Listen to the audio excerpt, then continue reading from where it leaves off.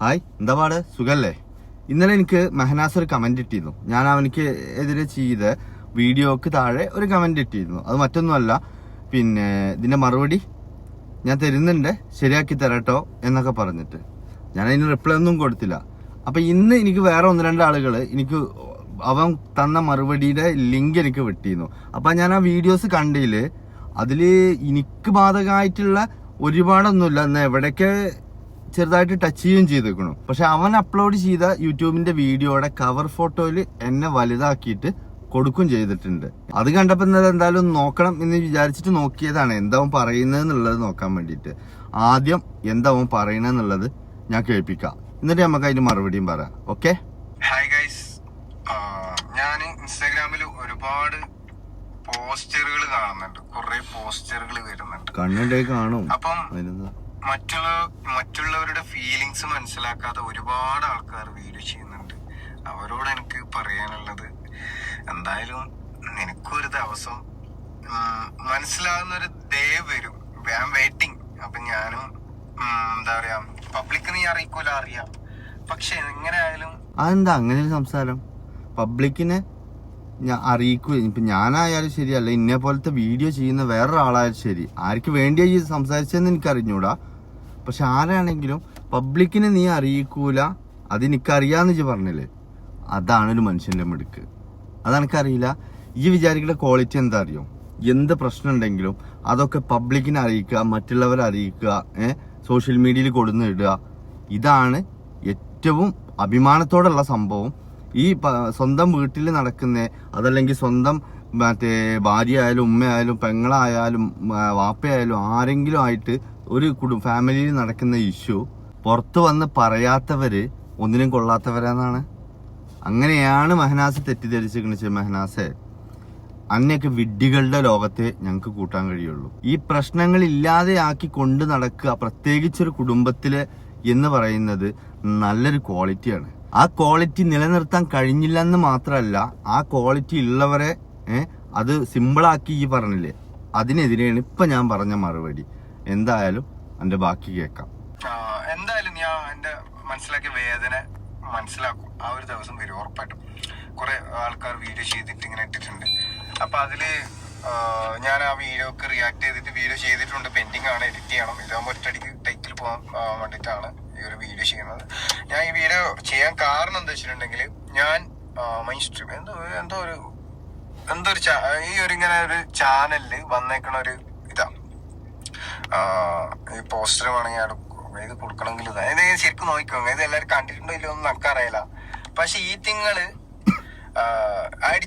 എന്തൊക്കെയോ അടിച്ചെഴുതാണ്, എന്തൊക്കെയോ എഴുതി വിടുകയാണ്. ഒരാള് റീച്ചിന് വേണ്ടിട്ട് ഒരു ഇന്റർവ്യൂ ഒക്കെ എടുക്കുന്ന ചാനലാണ്. എനിക്ക് പറയാനുള്ളത്, സെലിബ്രിറ്റി ആയിക്കോട്ടെ, എല്ലാരോടായിട്ട് പറയാനുള്ളത്, നമ്മള് ഇന്റർവ്യൂ ഒരിക്കലും മറ്റുള്ളവരെ ഇങ്ങനെ പോയി ചാടി കൊടുക്കുമ്പം അവരെ നേട്ടത്തിന് മാത്രം വിളിക്കും. ഇപ്പൊ എല്ലാരും വിചാരിക്കും എന്നെ ഇന്റർവ്യൂവിൽ വിളിച്ച് ഞാൻ പോവാ ചെയ്യാ എന്ന് പറഞ്ഞു ആദ്യമായിട്ട് ചെയ്യുന്ന ഒരുപാട് ആൾക്കാരുണ്ടാവും. അതേപോലെയാണ് ഇപ്പം എന്റെ വൈഫിനും പറ്റിയേക്കണത്. ഇങ്ങനെ ചാടിപ്പോയി. അല്ലാതെ എനിക്ക് ഒരുപാട് വിളിയൊക്കെ വന്നിട്ടുണ്ട്. എനിക്കും പോകാൻ അറിയാണ്ടോ കിട്ടാണ്ടോ ഒന്നല്ല, ഞാൻ പോവാത്തതാണ്. കാരണം എനിക്കറിയാം എന്താണ്, ഇവര് നമ്മള് പറഞ്ഞതായിരിക്കൂല ഇടുന്നത്. പിന്നെ അവരവരെ നേട്ടത്തിന് മാത്രം നെഗറ്റീവ് വരുത്താൻ മാത്രമേ എല്ലാവരും നോക്കുള്ളൂ. ഇവര് ചെയ്യുന്ന വൺ ഓൾറെഡി നമ്മൾ മുന്നേ ഈ ചാനലിൽ ഇന്റർവ്യൂ ഒക്കെ കൊടുത്തിട്ടുണ്ട്. ഓക്കെ, ഞാനും എന്റെ വൈഫും നല്ല രീതിയിൽ ഉണ്ടാകുമ്പോൾ ഒരു ഇന്റർവ്യൂ കൊടുക്കാന്ന് വിചാരിച്ച് അങ്ങനെ കൊടുത്തിട്ടുണ്ട്. ഇവരെ ട്രസ്റ്റ് ചെയ്ത് നല്ല രീതിയിൽ ഒരു വീഡിയോ ചെയ്ത്, ശരിയാണ്. പക്ഷെ ഇവര് എന്തറിഞ്ഞിട്ടാണ് ഇങ്ങനൊരു ക്യാപ്ഷൻ കൊടുത്ത് നിൽക്കുന്നത്? മുതലക്കണ്ണി. ഒരാളെ ഫീലിങ്സ് മനസ്സിലാക്കാതെ ചെയ്യണ ചെറ്റ വർത്താനല്ലേ അത്. എടാ, എന്തൊക്കെ പറയാൻ അർഹതപ്പെട്ട ഒരാളാണ് എന്നുള്ളത് കൊണ്ട് തന്നെയാണ് എനിക്ക് അത്ഭുതം.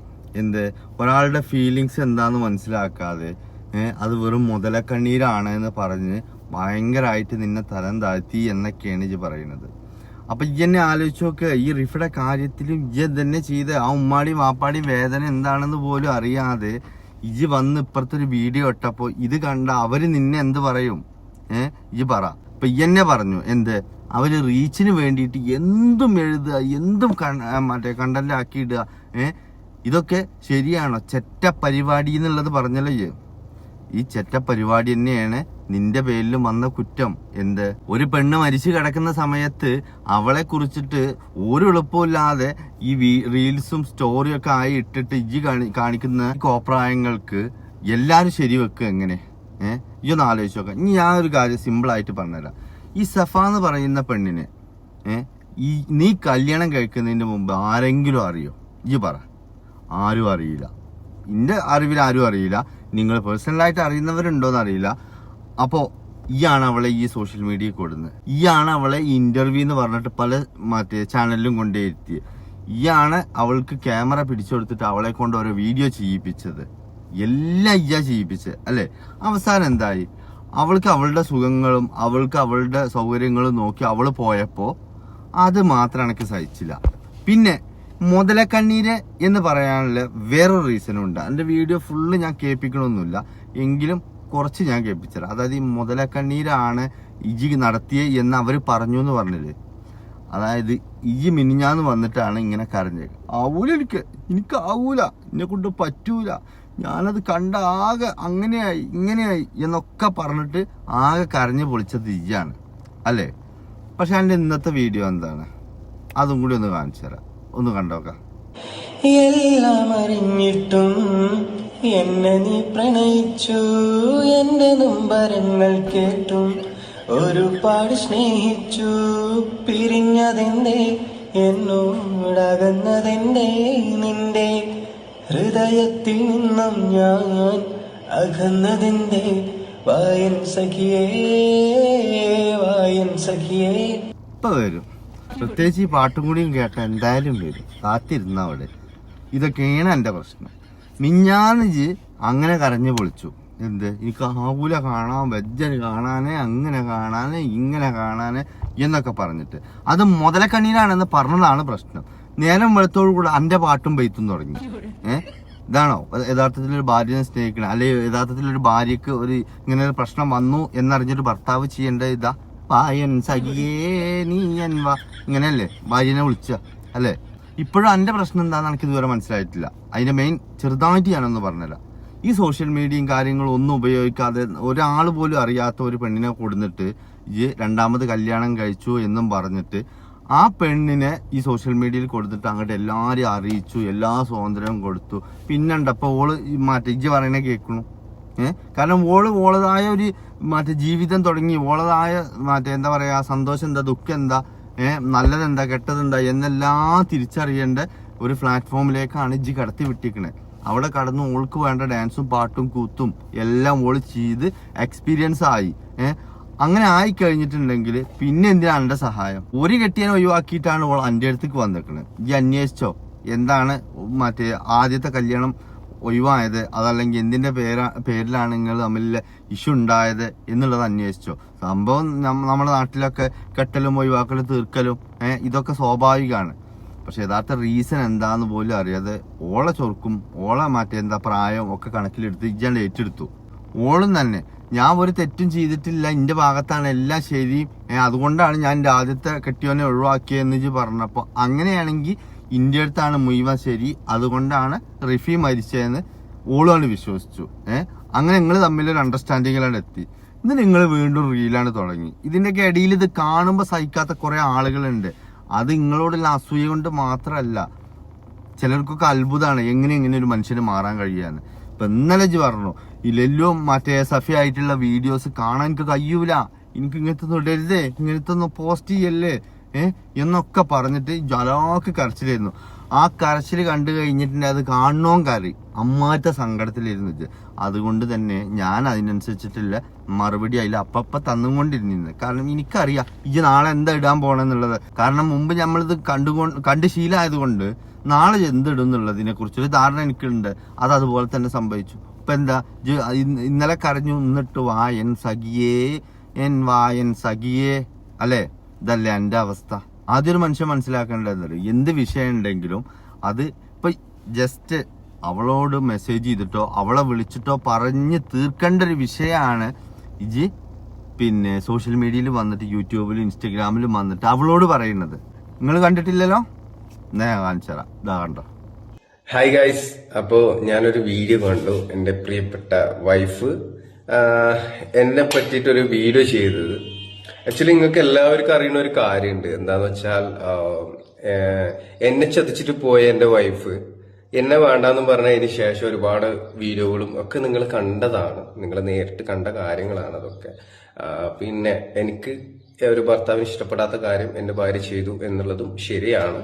പക്ഷെ അതിനുശേഷം ഇപ്പൊ ലാസ്റ്റ് ആയിട്ട് അതായത് എന്നെ വേണ്ടാന്ന് പറഞ്ഞ് ഒഴിവാക്കി കോടതിയിൽ നിന്ന് പല പേപ്പേഴ്സും എന്നെ നേരിട്ട് കാണാൻ പാടില്ല, മീറ്റ് ചെയ്യാൻ പാടില്ല, കുട്ടീനെ തേടി വരാൻ പാടില്ല, അങ്ങനെ പറഞ്ഞിട്ട് എന്തൊക്കെയോ ഒരു എഴുതിയിട്ട് കോടതി ഒന്ന് പേപ്പറൊക്കെ മേടിച്ചാൽ അതിന്റെ മാസ്റ്റർ പ്ലാൻ അതൊക്കെ ഇവിടെയൊക്കെയാണ്. അങ്ങനെയൊക്കെ ചെയ്തതിന് ശേഷം ഇന്നലെ മിനിയാന്നാമത്തെ വീഡിയോ ഉണ്ട്. ഞാൻ എന്താ പറയാ, ഏതൊരു പെണ്ണായിട്ട് ചാറ്റ് ചെയ്ത് ട്രിപ്പ് പോകാൻ പ്ലാൻ ആക്കി പിടിച്ച് അങ്ങനെ ആക്കി സൂക്ഷിച്ചോ ഒരു വാണിംഗ് പോലെ ഒരു മെസ്സേജ് ആണ് ഈ കണ്ടേക്കണത്.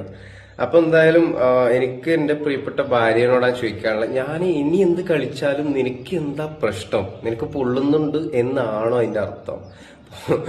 അത് എനിക്ക് സത്യം പറഞ്ഞെങ്കില് എന്താ പറയാ, കണ്ടപ്പോ ഭയങ്കര ചിരി വന്നു പറഞ്ഞെങ്കില് എന്താ പറയാ, ഇതെന്താ സ്വയം ഉണ്ടാക്കിയതാണോ ആ എഴുത്ത്, അല്ലെങ്കിൽ ആരിട്ടെന്നാണ് അവരുടെ പേരും ആ ഐഡിയും കൂടെ ഒന്ന് മെൻഷൻ ആക്കണ്ടേ? അല്ല നീ എന്നെ അങ്ങോട്ടും ഇങ്ങോട്ടും അയച്ചിട്ട് ചെയ്താണോ ഈ പറയണ നിന്റെ ലല്ലു ചെയ്യണ പരിപാടി ചെയ്താണോ? അറിയില്ല എനിക്ക്. അപ്പൊ എന്തായാലും അതിനൊരു ക്ലാരിഫി അതിന്റെ ഐഡിയും കൂടെ വെക്കുക ആരെന്നുള്ളത്. അതേപോലെ തന്നെ ഞാനും ആ പറയുന്ന കുട്ടി ഞാൻ ഈ പറഞ്ഞ കാര്യം കൂടെ ആ സ്ക്രീൻഷോട്ടും കൂടെ ഒന്നുണ്ടെങ്കിൽ കറക്റ്റ് ഓക്കെ ആയിരുന്നു, അതും കൂടെ വെക്കണമായിരുന്നു. ഞാൻ അവളോട് അങ്ങനെ പറയുന്നതും നമുക്കിങ്ങനെ പോവാന്ന് പറയുന്ന ആ ചാറ്റും അതിൽ മെൻഷൻ ആക്കിയിട്ടുണ്ടെങ്കിൽ വലിയ ഉപകാരം കേട്ടോ. അപ്പം ഇനി ഞാൻ എന്ത് ചെയ്തോ അല്ലെങ്കിൽ ഞാൻ ആരെ ഫോം വിളിക്കാൻ എന്റെ ഇഷ്ടം, ഞാൻ ഐ എം സിംഗിൾ. ഓക്കെ, ഞാൻ ഇനി എന്ത് വിളിച്ചാലും ചോദിക്കേണ്ട അധികാരം നിൽക്കില്ല.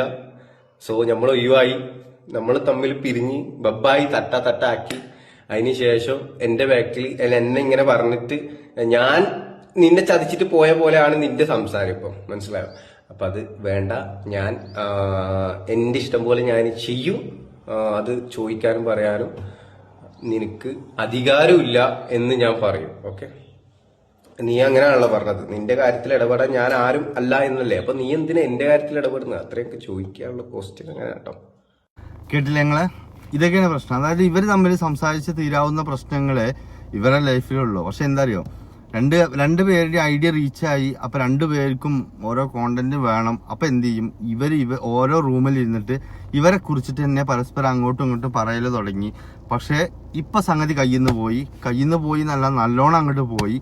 ഇപ്പൊ എന്ത് ചെയ്തു, പോല് വേർപിരിഞ്ഞു, കോടതിയിലെത്തി. ചങ്ങായി 2 പെണ്ണ് കെട്ടി, 2ഉം കോടതിയിലപ്പോ. ഒന്ന് ആലോചിച്ച് നോക്കണം. ഞങ്ങൾക്ക് ഇഷ്ടമുള്ളതൊക്കെ ചെയ്യും, പക്ഷെ നിങ്ങളാരും ചോദ്യം ചെയ്യരുത്, നിങ്ങളാരും അതിലൊരു കുറ്റവും കണ്ടെത്തരുത്. ഇതാണ് ഇവരെ ന്യായം. അതിനിപ്പോ തൽക്കാലം എന്തായാലും നമുക്ക് നിന്നൊടുക്കാൻ സൗകര്യമല്ല. കുടുംബത്തിലുള്ള പ്രശ്നങ്ങൾ പുറത്തേക്ക് വലിച്ചു കൊടുന്ന അതിൽ നാട്ടുകാരൊക്കെ ഇടപെടും. അത് പിന്നെ വലിയൊരു കുറവായിട്ടും മാനക്കേടായിട്ടും ഒക്കെ നിങ്ങൾക്ക് തോന്നുന്നുണ്ടെങ്കിൽ ആദ്യം നിങ്ങൾ ചിന്തിക്കേണ്ടിയിരുന്നു. അതല്ലെങ്കിൽ ഇതുപോലെ നാളെ ആരെങ്കിലും ഈ കുടുംബ പ്രശ്നം സോഷ്യൽ മീഡിയക്ക് വലിച്ചിടാൻ താല്പര്യപ്പെടുന്നുണ്ടെങ്കിൽ ഓലും കൂടി ഒന്ന് ചിന്തിക്കണേ. നല്ല നമ്മുടെ കയ്യിൽ കിട്ടിയ വലിച്ചു കീറും, അതിൽ യാതൊരു സംശയവും ഇല്ല. അപ്പോ ബൈ.